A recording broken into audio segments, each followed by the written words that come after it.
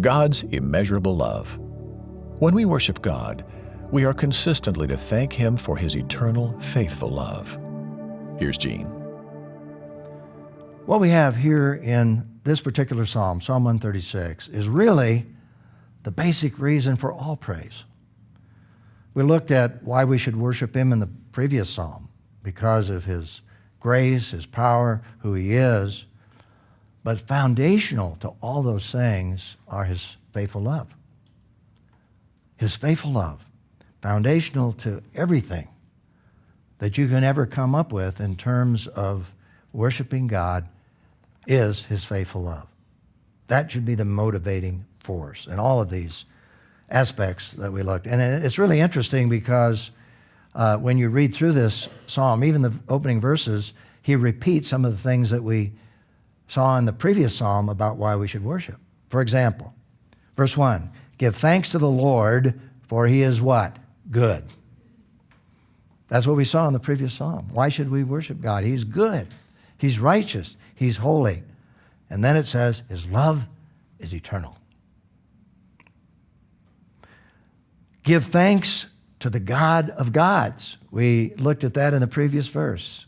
He's greater than all gods because they're not gods. He is God. He is God. Give thanks to the God of gods. His love is eternal. Repeating that statement. Give thanks to the Lord of lords. His love is eternal. He alone does great wonders. His love is eternal. His great power. He's great. And if you go through the rest of this psalm, right here, Psalm 136, you'll find that His love is eternal. That statement is repeated 26 times. And prior to each statement, His love is eternal, you see 26 different assertions about God, and particularly His greatness. And as you read through that psalm, particularly His creation, and particularly how He revealed Himself to Israel and fulfilled His plan, leading up, of course, to our experience in knowing Christ, the fulfillment of all of this. Now, as I said, God's love extends into the New Testament. Let me restate that just with the emphasis on those particular concepts. Give thanks to the Lord, for He is good. His love is eternal. Give thanks to the God of gods. His love is eternal. Give thanks to the Lord of lords. His love is eternal. He alone does great wonders. His love is eternal. And you go on throughout the whole psalm in the repetition of that statement 26 times. His love is eternal, which sets the stage for the greatest act of love that ever came from God. John 3:16 summarizes it. For God so loved the world.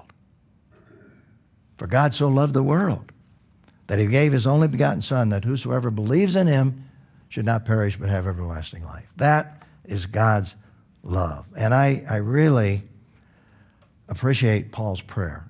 And I think about this prayer quite often because it deals with God's love and our love for God and love for one another. Notice Paul's prayer, he actually prayed it for the Ephesians, but it certainly applies to us. I pray that you, all of you believers, he's writing to those in Ephesus and surrounding churches. It's a plural pronoun. I pray that you, being rooted and firmly established in love, may be able to comprehend with all the saints what is the length and width and height and depth of God's love, which is impossible. He goes on to explain that. And to know the Messiah's love that surpasses knowledge. It's beyond anything we can comprehend. So that you may be filled with all the fullness of God. And there the fullness of God refers to who God is, His character. The more we know of God's love, the more we should love Him. And we love Him because He first loved us. But because He loved us, we can love one another. He has set the example for us in Jesus Christ. There's a song that I think really captures this. It was written actually by a gentleman that was motivated by experience. He was just a regular guy working hard, and he'd gone through some disappointments, and he began to think about the love of God. And so he penned words to a song, a worship hymn called The Love of God. But the interesting thing is that as he was thinking about this, he found a note among his paraphernalia somewhere in his office or somewhere, and it was the third stanza of that hymn, which has its roots, we have discovered, it goes back to the year 1000, and in essence was penned by a Jewish rabbi, all the way back. And the reflection of that in the English language is, could we with ink the ocean fill? Now you talk about metaphors. And were the skies of parchment made? Think about that metaphor.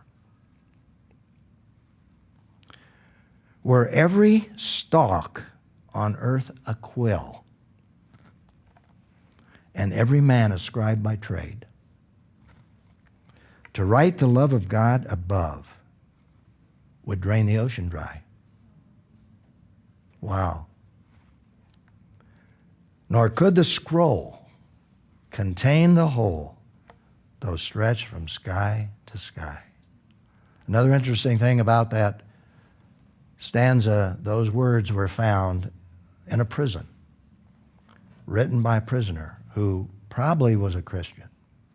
Some say it was an insane asylum, as they called it in those days, but perhaps somebody who had been incarcerated, maybe falsely, and he wrote those words, maybe because he was a Christian. That's where he was, and he penned these words.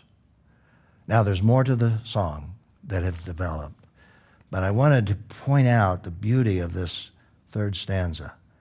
And as we close our thoughts in relationship to this psalm, let's worship God with a song called The Love of God.